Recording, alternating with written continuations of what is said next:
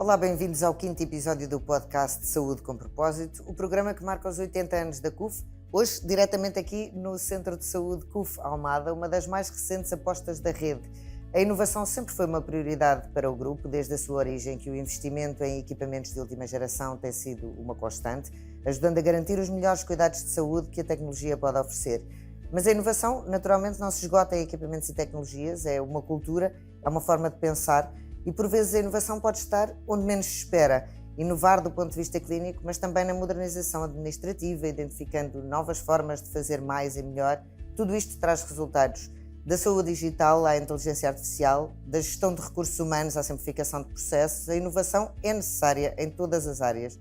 Mas os resultados têm de estar orientados para quem temos à frente, para quem procura aqui uma resposta. São as pessoas que vêm aqui todos os dias. Para falar sobre a importância da inovação na CUF, juntam-se hoje a nós Micaela Ziman Monteiro, Chief Information Medical Officer do Cluster Novos Cuidados e Soluções. Olá, Micaela, obrigada, bem-vinda. E também a Carla Lavadinho, Diretora de Gestão de Canais. Obrigada às duas por se juntarem a nós hoje neste programa. E, Micaela, vou começar por si. Acho que na pandemia foi quando tivemos verdadeiramente a noção de que havia coisas que podiam ser muito mais simples, que podiam ser à distância e podíamos confiar na mesma. Mas esta transformação dá trabalho. Como é que isto se faz? Como é que na CUF se fez esta transformação? Bem, um dos aspectos importantes numa transformação dessas é seguramente nós ganharmos confiança. Todos. É o essencial, não é? Exatamente. Os pacientes, os profissionais, a organização. Então é um caminho que se vai fazendo. Portanto, a CUF começou com as tecnologias já muito cedo, já em 2005 havia um processo clínico eletrónico já bastante alargado, depois em 2015 surgiu a aplicação MyCUF, portanto já tem uma longa história. A pandemia foi um catalisador de alguma coisa que já estava em curso. Desde então, de uma forma crescente, foram incluídos outros pontos de contacto digitais que facilitam os cuidados de saúde. Nós muitas vezes, quando pensamos em inovação em saúde, o que vem à cabeça são novos medicamentos. Ou os robôs, ou, sim, ou um novo aparelho que faz um novo exame. Mas muito da inovação em saúde também se prende com a forma como nós prestamos os cuidados. E quando queremos melhorar, e esse é o objetivo da inovação, não é fazer novo para fazer melhor, o que procuramos são ganhos em saúde, obviamente, é uma maior eficiência da maneira como fazemos as coisas, mas também há uma melhor experiência, quer para os pacientes, quer para os familiares, também para os profissionais. Portanto, ambicionamos uma maior sustentabilidade. As novas tecnologias são uma oportunidade, conseguimos fazer diferente e melhor. Mas tudo isto implica também, lá está, a confiança de que falávamos. Essa confiança também vem de haver muita formação, haver os instrumentos certos, haver muita digitalização e inovação do lado administrativo. Como é que se monta esta operação de bastidor, que é o que faz com que tudo isto funcione, não é? De facto, nós na rede temos uma quantidade de pessoas muito significativa com tarefas mais no âmbito administrativo, não é? Eu brinco com as minhas pessoas, nós somos, na direção de som de canais, somos 1.300 e somos a primeira cara e a primeira voz da CUF, não é? Sempre o que é engraçado, porque também mostra que isto não significa cortar pessoas, não, as pessoas estão lá na mesma, não, de todo. Em saúde é impossível, a humanização eu diria que é de facto a característica mais importante, mas de facto é muito importante para nós simplificarmos os processos e conseguirmos com transformação alcançar várias coisas, não é? Naturalmente a eficiência em alguns casos, noutros casos a experiência do cliente, simplificar a vida às pessoas, não é? Às pessoas que trabalham connosco, portanto o que nos move para a inovação eu diria que são muitas variáveis. Posso dar alguns exemplos? Nós há 4, 5 anos introduzimos na CUF um parque de quiosques. Antigamente as pessoas chegavam ao balcão para fazer a admissão, entregavam o cartão de cidadão e só faziam isso. A pessoa administrativa ou administrativo diria só vá para a sala de espera XYZ. O quiosque veio tirar essa transação do balcão. As pessoas que estão no balcão vão conseguir fazer as coisas mais complexas com mais tempo e mais humanização. Portanto, eu olho sempre, há muito esta teoria de que de facto a tecnologia pode tirar postos de trabalho. As tarefas mais simples de facto podem ficar nas máquinas. Em saúde nós precisamos de pessoas e nos momentos mais complexos complexo, onde é preciso uma explicação adicional, às vezes empatia, só perceber que a pessoa está frágil do lado de lá e que é preciso ficarmos mais uns minutos a conversar com essa pessoa e, portanto, ficamos com o tempo para essas tarefas que, na minha opinião, são de facto que têm que ficar nas pessoas. Mas temos desenvolvido muitas iniciativas nesse sentido. Até porque nós pensamos muito nesta coisa, eu própria falei da pandemia, é uma questão de conveniência, mas nós temos um país em que temos muita gente muito mais velha, em que temos pessoas que vivem em sítios mais isolados e isto pode ser de facto transformador para chegar a essas pessoas. Sim, completamente. Aliás, está aqui a tocar num ponto importante. As tecnologias facilitam o acesso, portanto, a teleconsulta é um bom exemplo, não é? As pessoas podem aceder a cuidados de saúde a partir de qualquer sítio, a partir de casa, a partir do trabalho, quando estão em férias. É mais sustentável também, porque não faz a deslocação. Facilita a conciliação com outros aspectos da vida. Desenhamos teleconsultas específicas para resolver problemas específicos, por exemplo, aquilo que nós chamamos a teleconsulta do dia, que é a doença aguda não urgente e, no fundo, quer com isso resolver situações que não precisam de ir a um serviço de urgência, que se resolvem bem à distância. Em termos nacionais, já temos vindo a construir um ecossistema de ferramentas e a teleconsulta com a prescrição eletrónica, com o processo clínico eletrónico, faz com que nós consigamos fazer muita coisa. Nós, portanto, no contínuo de cuidados, começámos, na verdade, no primeiro momento em que a pessoa sente necessidade de cuidados de saúde, implementámos um avaliador de sintomas, que é uma aplicação digital, um dispositivo médico certificado. Funciona como? Põe-se lá os sintomas que se tem, ele diz, é um Dr. Google, mas a sério? Mas a sério. Ora aí disse uma coisa muito, vou guardar. É um Dr. Google, mas a sério. Portanto, é uma aplicação, é um chatbot, tem inteligência artificial, que é certificado como dispositivo médico e está integrado na aplicação dos nossos clientes no MyCUF. É gratuito e no momento em que a pessoa sente a dúvida ou a necessidade porque sente algum sintoma, 24/7, consegue aceder, portanto, a esta ferramenta. No fundo, introduz portanto, num formato conversacional os seus sintomas. A aplicação faz perguntas depois dirigidas. No fundo, o que faz é aquilo que nós médicos fazemos no início. Olha uma história clínica bem feita. Diferente, portanto, essa colheita de informação faz várias coisas. Uma delas é recomendar, face à situação, o nível de cuidados adequado, se é preciso chamar o 112, se é preciso ir a uma urgência, ou então se a situação fica bem endereçada através de uma teleconsulta, ou então, eventualmente, até através de autocuidados, não é? E o que a CUF faz é, de acordo com esse resultado, oferecer em tempo certo, portanto, à situação certa, o serviço certo pelo canal certo. Não é?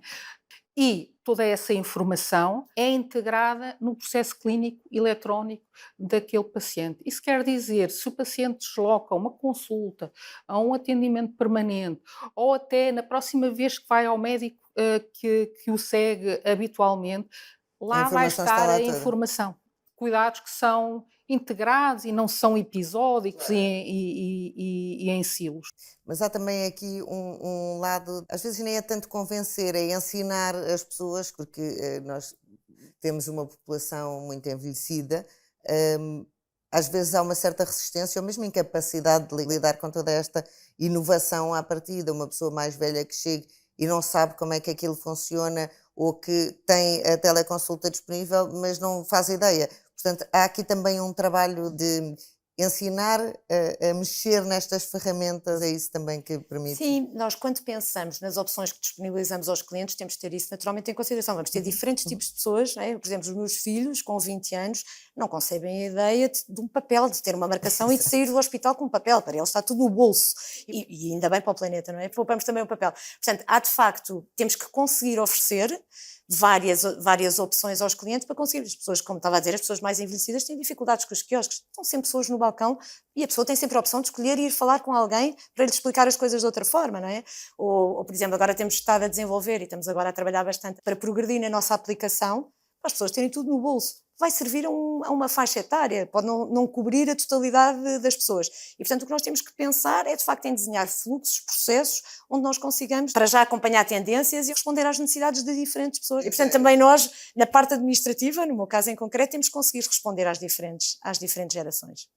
É um esforço, sobretudo porque a inovação tem de estar sempre a acontecer, ou seja, no momento em que se para, fica-se para trás. Portanto, vocês estão sempre atentos, a Carla está sempre atenta a ver o que há, o que existe e o que é que faz sentido. Completamente, e de diferentes formas, não é? Às vezes inovar é só simplificar um processo, é só fazer um bocadinho diferente, não é? Eu sou das acérrimas defensoras que a inovação para mim é simplificar, é transformar as coisas mais simples, é conseguirmos melhorar a vida às pessoas através da simplificação do processo. E sim, estamos sempre a pensar, eu acho que uma das principais características que as pessoas têm que ter, em geral, eu sou muito, é ser irrequieto, é estar sempre a pensar porque é que eu faço as coisas desta forma, é querer que outra, é aceitar... Isso é o perfil ideal para a inovação. Para a inovação, facto, sim. É querer experimentar coisas novas, mas ao mesmo tempo tentar estar sempre focado em simplificação, não é? Porque para mim também é muito importante que nós consigamos fazer as coisas de forma simples. Por exemplo, a aplicação, antigamente as pessoas iam ao balcão, tinham que ligar, e agora nós estamos a tentar que em self-service as próprias pessoas façam o que têm para fazer. Estamos sempre a pensar o que é que vai estar na aplicação.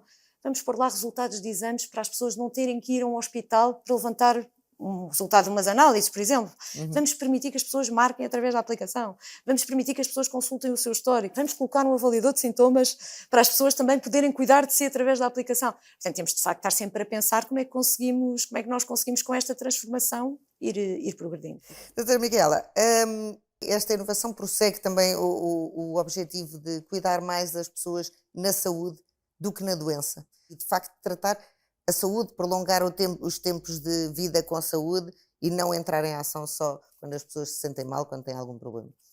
Sim, está a tocar numa grande necessidade e numa grande oportunidade que as novas tecnologias podem conferir neste campo. Cada pessoa é uma pessoa e aí tocamos neste outro ponto que é a personalização dos cuidados. E aí, de facto, as novas tecnologias têm um grande potencial, não só em ajudar-nos a determinar o risco, mas também a personalizar e depois a acompanhar.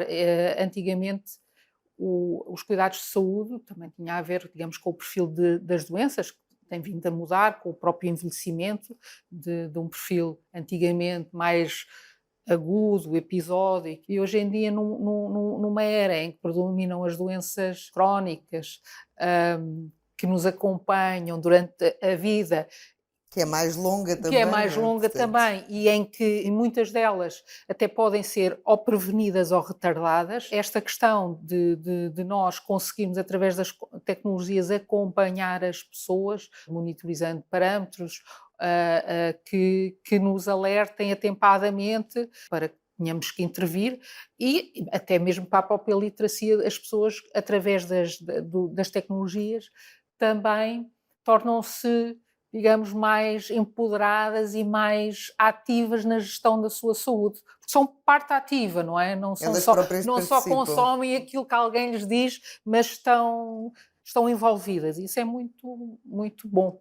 Estava a ver aqui a Carla a concordar imenso consigo, na parte administrativa também passa por aqui, também passa muito por as equipas saberem exatamente, conhecerem o que têm à disposição e perceberem o que é que faz sentido utilizar em cada... Sim, eu diria que é um dos maiores desafios que temos na parte administrativa, é consistência, é saber exatamente o que tenho para fazer e fazê-lo de forma consistente. Esse é um enorme desafio. Nós temos que ter os nossos administrativos de facto com procedimentos adequados e desenhados por nós no atendimento, e nós devemos inovar na formação para essa consistência chegar aos nossos administrativos. Então fizemos uma formação diferente. Tipicamente fazemos a formação em sala, as pessoas vão todas para uma sala, ouvir os conteúdos durante um par de horas. Exato, um género de uma aula, e nós mudámos, olha, vamos fazer uma formação gamificada. Fizemos gamificação, uma aplicação, as pessoas começaram a responder a perguntas simples sobre comportamentos ou sobre conteúdos que nós achássemos adequados. Depois, a partir daí, íamos introduzindo maior complexidade, fazíamos quase competições entre as várias unidades. Estava o Tejo a competir com as descobertas e com Coimbra e com Viseu. Portanto, aquilo trouxe um boost tremendo à formação e, portanto, uma adesão como nós não tínhamos há muito tempo na CUF, portanto, muitos administrativos e ótimos resultados. Chegámos ao fim, fomos medir. Não chega a dizer que correu bem a formação, porque tivemos muitas pessoas a a jogar e na gamificação, depois fomos medir isso e fomos ver que, de facto, tínhamos muitíssimos mais elogios pelo atendimento, pela qualidade do atendimento, o conteúdo da formação que eu referi era formação comportamental, mais elogios, e portanto cá está uma forma diferente de fazer formação. Agora, tocou num ponto importante, é que nós falamos muito de inovação, de introduzir novas coisas, mas é preciso medir, não é? A todos os momentos é preciso medir os resultados. Como é que vão conseguindo perceber que tipo de ferramentas é que têm funcionado, que tipo de ferramentas é que se calhar não funcionam dessa maneira, é preciso refletir mais sobre elas, têm esse cuidado também? Sim, há dimensões diferentes. Neste caso em concreto que eu estava a falar, nós medimos depois a qualidade do atendimento, não é? E conseguimos perceber pelos elogios, temos ferramentas dentro da CUF que nos permitem perceber na jornada do doente se de facto teve momentos bons ou se infelizmente também existem uns pain points que temos que ir resolvendo. Vamos afinando a máquina. Depois há outras inovações que nós introduzimos onde as métricas são diferentes. Olha, o exemplo que eu estava a comentar há pouco, poder fazer o check-in numa aplicação ou no quiosque, dentro do tempo que o cliente está numa unidade, há um passo que se elimina da pessoa não ter que ir à recepção. Isso acaba por trazer eficiência, acaba por trazer uma fluidez do circuito administrativo diferente. as expectativas também da pessoa, não é? Seguramente. Tem ali a indicação de mais ou menos quanto tempo vai faltar para a sua consulta. Seguramente. Há muitas dimensões que vão ser melhoradas, mas sim, mas depende da alavanca de inovação e de transformação que nós estamos a utilizar. Por exemplo, quando eu introduzo uma aplicação, eu vou ter mais marcações a partir da aplicação, não é? Antigamente os clientes tinham que ligar para o contact center, tinham que marcar no balcão, agora podem fazer uma marcação na aplicação e aí eu consigo medir. Houve uma quantidade de consultas que antigamente eram feitas nos outros canais que migraram para este formato, mas acabamos sempre quando introduzimos estas inovações ou estas transformações por ter que ir acompanhando o impacto que tem, que pode ser de natureza diferente, pode ser quantitativo, pode ser qualitativo, são dimensões... E pode ser para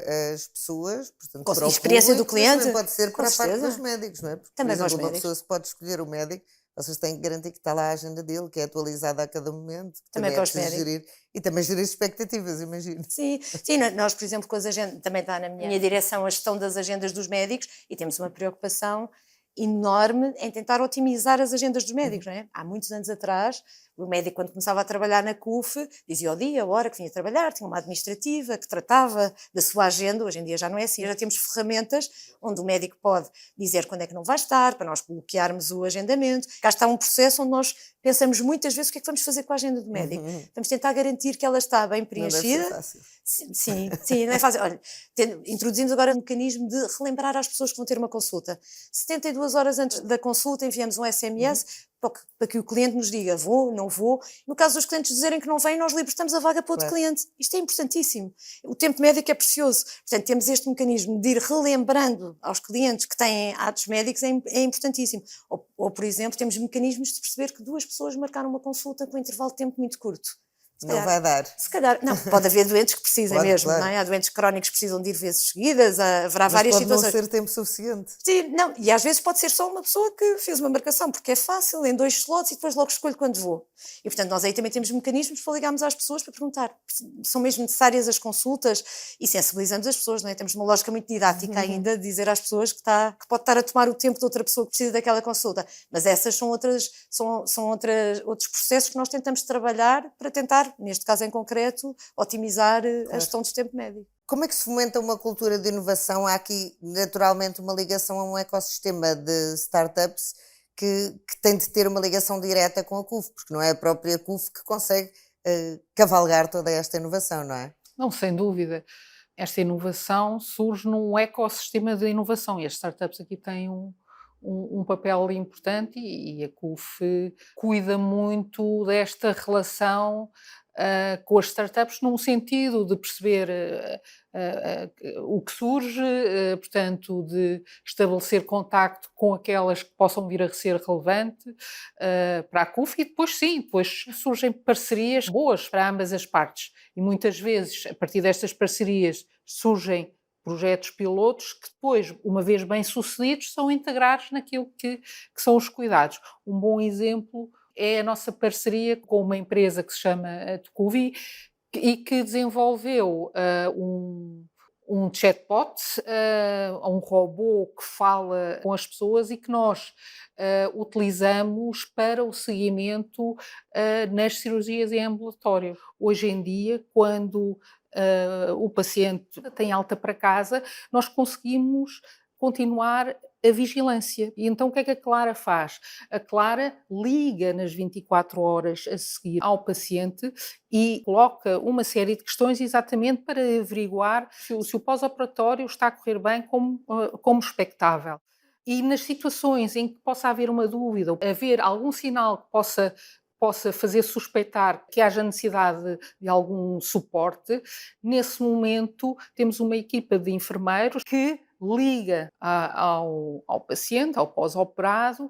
Qual é a vantagem aqui? A vantagem é aqui que, de facto, todos os pacientes que fizeram uma cirurgia em ambulatório podem ser vigiados desta forma e, portanto, neste momento já houve quase 11.000 cirurgias a serem seguidas desta forma. Não é? Se nós tivéssemos que colocar este volume de trabalho numa equipa, seria muito difícil conseguirmos chegar, de facto, a todos, não é? Nós já utilizamos a inteligência artificial também noutras áreas da CUF, por exemplo, na imagiologia. Um dos exemplos são algoritmos que nós utilizamos, por exemplo, nos atendimentos permanentes, que, no fundo, fazem uma segunda leitura da imagem à procura de fraturas, não é?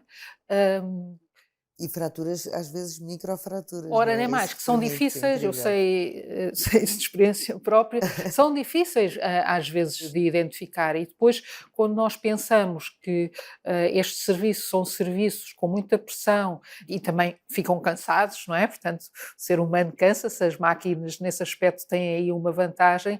É muito bom ter essa segunda leitura que, no fundo, é uma segunda camada de segurança que vem auxiliar, que não substitui, mas vem sim, portanto, auxiliar. Nós sabemos que existem alturas em que há uma grande pressão a nível de afluência na altura das gripes, por exemplo. Sim. E agora falo com o chapéu da profissional de saúde, que trabalhou durante muitos anos em serviços de urgência, atendimentos primeiro.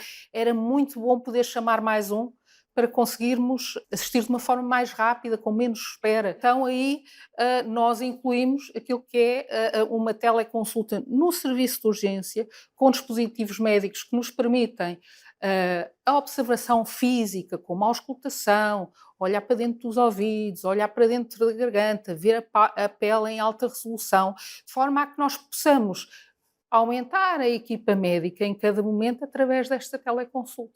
Portanto, incrementar a equipa de profissionais quando precisamos de a incrementar, porque a procura o assim exige. Não inovar, ou deixar de inovar, nunca é uma opção e não é uma boa decisão nunca. O que é preciso é saber como fazer de forma segura e com passos certos. Uma última pergunta, qual é que é o desafio e a oportunidade que cada uma de vocês vê no futuro da saúde digital, aqui numa parte mais administrativa, quer de ligação às pessoas que procuram os serviços da CUF, quer também em relação à rede de médicos, técnicos, todos os que trabalham, e do seu lado, de um lado mais clínico, propriamente dito? Eu vejo nesta inovação toda e nesta transformação digital uma enorme oportunidade de pormos as coisas simples nas máquinas e deixarmos as coisas com mais necessidade de humanização nas pessoas. Eu continuo a olhar para este avanço tecnológico como uma enorme oportunidade. Acho que temos o desafio de responder a diferentes segmentos de pessoas. Nós temos pessoas que vivem no interior do país, nós temos pessoas que são em fases mais adiantadas da vida que ainda não estão lá. Se calhar daqui a umas gerações estaremos todos altamente tecnológicos, ainda não estamos lá. Nessa altura a tecnologia está ainda mais avançada, sim, isso não vai parar. Mas na verdade eu acho que o cuidado que temos que ter, o maior desafio é esse, é continuar a progredir e queremos de facto continuar a transformar as nossas relações com os clientes para uma lógica mais digital, mas não podemos por um momento esquecer que temos connosco diferentes tipos de doentes, com fases etárias, e que temos que conseguir responder às necessidades todas. Micaela? Os desafios são muitos, mas se eu tivesse que escolher eu diria um dos grandes desafios é a velocidade com que as coisas acontecem, não é? Na sua multiplicidade que há. E de facto isso requer, depois da nossa parte, tenhamos capacidade permanente de adaptar, de aprender, para além de outros desafios que têm a ver com o envelhecimento das nossas sociedades, e também com a sustentabilidade do sistema em si. Depois temos que saber escolher não é? Por onde ir, temos que arranjar foco. As oportunidades são imensas, nomeadamente na área de nós anteciparmos e prevenirmos e depois personalizarmos os virarmos cuidados. a saúde para a saúde. Em vez Exatamente, e deixarmos de sermos sistemas que gerem doença para virmos a ser sistemas e organizações que gerem saúde. Muito obrigada às duas. Foi uma ótima conversa com os olhos postos no futuro, mas por hoje ficamos por aqui. Junte-se a nós no próximo episódio do podcast Saúde com Propósito e acompanhe o programa em qualquer plataforma de podcasts para não perder o seguimento desta história inspiradora. Até breve e muito obrigada. Obrigada.